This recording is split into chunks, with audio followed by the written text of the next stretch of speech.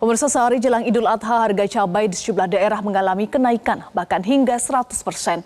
Meski demikian, Menteri Perdagangan memastikan harga bahan-bahan pokok di pasar masih tergolong stabil dan pasokan stok aman. Harga sayuran di sejumlah pasar tradisional di Kabupaten Tangerang, Banten mengalami kenaikan yang signifikan sehari menjelang Idul Adha pada Minggu pagi. Cabai merah keriting dan cabai rawit hijau naik hingga 100%. Dari sebelumnya Rp40.000 kini naik menjadi Rp80.000 per kilogram. Sedangkan cabai rawit merah yang semula hanya Rp40.000 per kilogram kini berada di kisaran Rp50.000 hingga Rp60.000 per kilogram.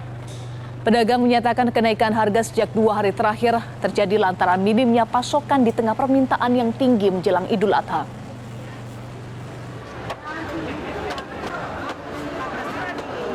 Hal yang sama juga terjadi di pasar tradisional terbesar Angso Duo di kawasan Jalan Sultan Taha Jambi.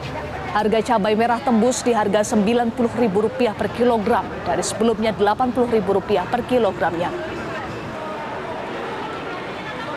Sementara itu, Menteri Perdagangan Zulkifli Hasan membenarkan harga cabai di beberapa provinsi di Indonesia mengalami kenaikan jelang Idul Adha. Dalam kunjungan kerjanya di Pasar Nata Relokasi Lampung Selatan Lampung, Zulkifli Hasan menyampaikan bahwa harga cabai di provinsi di Indonesia khususnya di Lampung mengalami kenaikan jelang Idul Adha.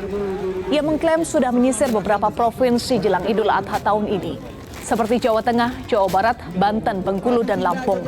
Tapi harga cabai tertinggi di Bengkulu, yakni Rp70.000 per kilogram dikarenakan cabai yang berasal dari luar Bengkulu.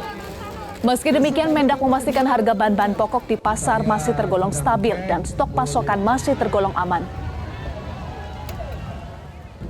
Harga-harga stabil, ayam bahkan agak lebih murah, ya telur, beras, cabai agak naik sedikit.